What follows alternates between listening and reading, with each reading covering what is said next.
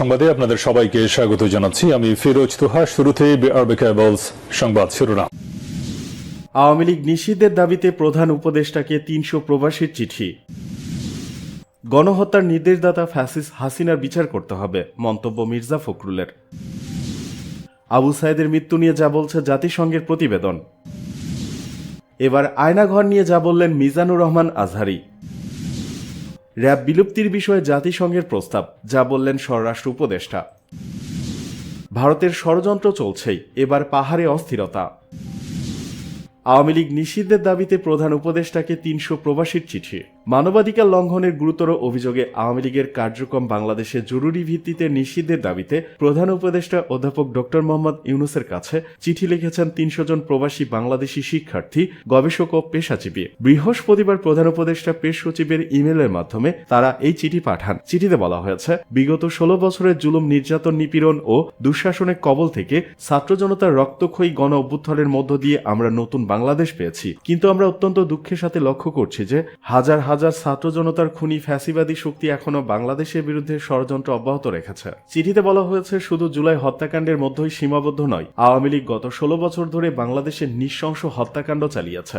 আয়নাঘরের কথা উল্লেখ করে চিঠিতে জানানো হয়, গুম সংক্রান্ত কমিশনের রিপোর্ট, জাতিসংঘ মানবাধিকার কমিশনের রিপোর্ট ও সাম্প্রতিক আপনাদের নেতৃত্বে আয়নাঘর উন্মুক্ত হওয়ার পর মানবাধিকার লঙ্ঘন, গুম, হত্যার যে ভয়াবহ চিত্র আমরা দেখতে পেয়েছি, এরপরে রাজনৈতিক দল হিসেবে ফ্যাসিবাদী আওয়ামী লীগের কার্যক্রম বাংলাদেশে চলতে পারে না।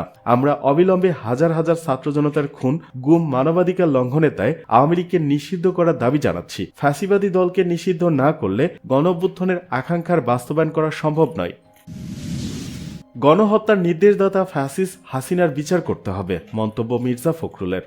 পতিত স্বৈরাচার শেখ হাসিনার নির্দেশে গণহত্যা হয়েছে, এটির প্রমাণ মিলেছে উল্লেখ করে বিএনপি মহাসচিব মির্জা ফখরুল ইসলাম আলমগীর বলেন, অবিলম্বে আমরা এখন থেকে চাইব ভারত সরকার শেখ হাসিনাকে ফেরত দিয়ে বাংলাদেশের সরকারের হাতে দেবে এবং তাকে বিচারের আওতায় আনতে হবে। এছাড়া তার সহযোগী যারা ছিল তাদেরও বিচারের আওতায় আনবে, এটাই আমাদের প্রত্যাশা। বৃহস্পতিবার বেলা ১১টায় গুলশানে বিএনপির চেয়ারপারসনের রাজনৈতিক কার্যালয় ঢাকায় নিযুক্ত ভারপ্রাপ্ত ব্রিটিশ হাই কমিশনার জেমস গোল্ডম্যানের সঙ্গে বৈঠক শেষে তিনি এসব কথা বলেন। মির্জা ফখরুল বলেন, ঢাকায় নিযুক্ত ভারপ্রাপ্ত ব্রিটিশ হাই কমিশনার জেমস গোল্ডম্যানের সঙ্গে বৈঠক হয়েছে। দুই দেশের স্বার্থ সংশ্লিষ্ট অনেক বিষয় আলোচনা হয়েছে। তারা জানতে চেয়েছে কবে বাংলাদেশে নির্বাচন হচ্ছে, এ বিষয়ে সবার আগ্রহ থাকে। তিনি বলেন, বাংলাদেশে গণহত্যা নিয়ে জাতিসংঘ যে রিপোর্ট প্রকাশ করেছে, আমরা সন্তোষ প্রকাশ করছি যে ঘটনাগুলো সত্য, এগুলো প্রকাশ পেয়েছে। আমরা রাজনৈতিক দলগুলো যখন এই ঘটনাগুলো বলি তখন কেউ বিশ্বাস করতে চায় না। শেখ হাসিনার নির্দেশে হত্যাকাণ্ড হয়েছে, গণহত্যা হয়েছে, এটা আজকে প্রমাণিত হয়ে গেছে। এদেশের মানুষকে তিনি অত্যাচার, নির্যাতন করেছেন।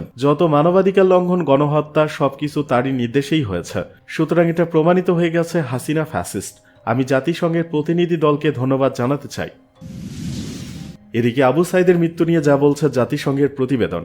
জুলাই অভ্যুত্থানের পর অন্তর্বর্তী সরকারের প্রধান মোহাম্মদ ইউনূসের আহ্বানে গত সেপ্টেম্বরে বাংলাদেশে অনুসন্ধান কার্যক্রম চালায় জাতিসংঘের মানবাধিকার বিষয়ক হাই কমিশনের তদন্ত দল। বুধবার সুইজারল্যান্ডের জেনেভায় সংবাদ সম্মেলন করে প্রতিবেদনে বিভিন্ন দিক তুলে ধরেছে জাতিসংঘের মানবাধিকার প্রধান ভলকার তুর্ক। জুলাই আগস্ট গণঅভ্যুত্থানের মুখ হয়ে ওঠা রংপুরের বেগম রোকেয়া বিশ্ববিদ্যালয়ের শিক্ষার্থী আবু সাইদের মৃত্যুর ঘটনা বিশদভাবে বিশ্লেষণ করার কথা প্রতিবেদনে বলেছে জাতিসংঘের মানবাধিকার কার্যালয়। প্রতিবেদনে বলা হয়, আবু সাইদের বিশেষ ঘটনাটি বিশদভাবে বিশ্লেষণ করা হয়েছে, যার রংপুরের বেগম রোকেয়া বিশ্ববিদ্যালয় বিক্ষোভের সময় পুলিশকে উদ্দেশ্য করে দুবাহু ছড়িয়ে আমাকে গুলি করুন বলে চিৎকার করার সময় দৃশ্য ধারণ করা হয়েছিল। ভিডিও ফুটেজ, স্থিরচিত্র ও ভূঅবস্থান প্রযুক্তি ব্যবহার করে তদন্তকারীরা তার হত্যাকাণ্ডের ঘটনাটি কিভাবে ঘটেছিল তা সাক্ষ্য প্রমাণের জন্য পুনর্নির্মাণ করেন। জাতিসংঘ বলছে, একটি ফরেনসিক বিশ্লেষণে এই সিদ্ধান্তে উপনীত হয়েছে যে তার আঘাতগুলো প্রায় ১৪ মিটার দূরত্ব থেকে ধাতব গুলি ভর্তি শটগান দিয়ে কমপক্ষে ২ বার গুলিবিদ্ধ হওয়ার সঙ্গে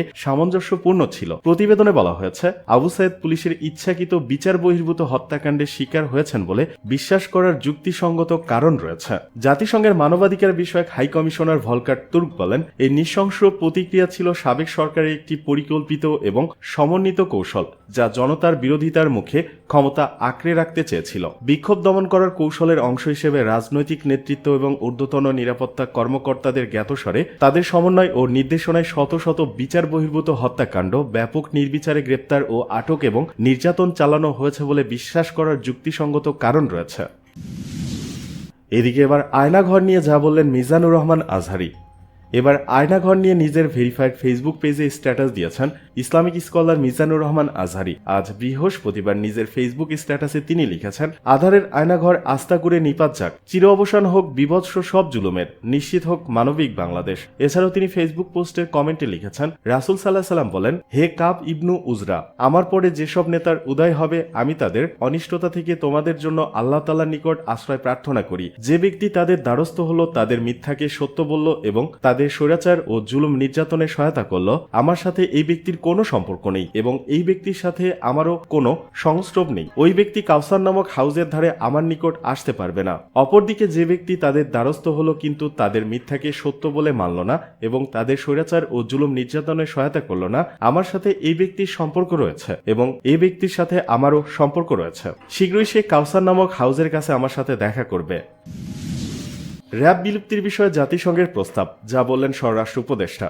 র্যাপিড অ্যাকশন ব্যাটালিয়ন র্যাব বিলুপ্ত করার বিষয়ে জাতিসংঘের সুপারিশকে স্বাগত জানিয়েছে অন্তর্বর্তীকালীন সরকার। বৃহস্পতিবার বিদেশি নাগরিকদের জন্য অন অ্যারাইভাল ও ট্রানজিট ভিসা আবেদনের সুযোগ দিয়ে করা অনলাইন অ্যাপ উদ্বোধন শেষে সাংবাদিকদের এই কথা জানান স্বরাষ্ট্র উপদেষ্টা মোহাম্মদ জাহাঙ্গীর আলম চৌধুরী। গত বছরের জুলাই আগস্টে বাংলাদেশে মানবাধিকার লঙ্ঘনের ঘটনা নিয়ে জাতিসংঘের মানবাধিকার কার্যালয় বুধবার এক তদন্ত প্রতিবেদন প্রকাশ করে। সেখানে র্যাব বিলুপ্তির সুপারিশের পাশাপাশি বর্ডার গার্ড বাংলাদেশ বিজিবিকে কেবল সীমান্ত রক্ষা এবং প্রতিরক্ষা গোয়েন্দা পরিদপ্তরকে কেবল সামরিক গোয়েন্দা তৎপরতার মধ্যে সীমাবদ্ধ রাখার সুপারিশ করা হয়। একই সাথে আনসার ভিডিবির উপর সামরিক বাহিনীর নিয়ন্ত্রণ রোধ করে তাদের আইন শৃঙ্খলা রক্ষার কাজে সহায়ক হিসেবে কাজে লাগানোরও সুপারিশ করা হয়। র্যাব বিলুপ্তি সহ জাতিসংঘের অন্য সব প্রস্তাবের বিষয় সবাই বসে সিদ্ধান্ত নেওয়া হবে বলে জানান স্বরাষ্ট্র উপদেষ্টা। তিনি বলেন, জাতিসংঘ প্রস্তাব দিয়েছে, এই প্রস্তাব আলোচনা পর্যালোচনা করে সিদ্ধান্ত নেওয়া হবে। আমরা সবাই বসার পর আমাদের যা ডিসিশন বা সিদ্ধান্ত তা জানাবো। এদিকে ভারতের ষড়যন্ত্র চলছেই, এবার পাহাড়ে অস্থিরতা।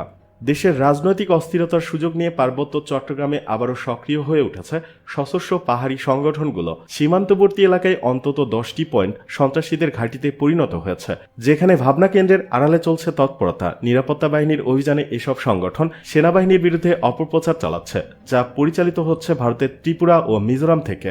নিরাপত্তা বিশ্লেষকরা বলছেন, স্বাধীনতার পর থেকেই আঞ্চলিক সাম্রাজ্যবাদী শক্তিগুলো পার্বত্য চট্টগ্রামে অস্থিতিশীলতা সৃষ্টি করছে। 1997 সালে শান্তি চুক্তির পর সেনা ক্যাম্প প্রত্যাহারের সুযোগে সন্ত্রাসীরা পুনর্গঠিত হয়েছে। বর্তমানে 6টি সশস্ত্র সংগঠন সক্রিয়, যাদের আর্থিক যোগান আসে চাঁদাবাজি ও সন্ত্রাসী কর্মকাণ্ড থেকে। সম্প্রতি রাঙ্গামাটির বন্দুক ভাঙ্গায় নিরাপত্তা বাহিনীর অভিযানে এক সন্ত্রাসী নিহত ও বিপুল অস্ত্র উদ্ধার হয়। অভিযানের পর সেনাবাহিনীর বিরুদ্ধে ধর্মীয় উপাসনালয় অবমাননার অভিযোগ তুলে সামাজিক যোগাযোগ মাধ্যমে অপপ্রচার চালানো হচ্ছে।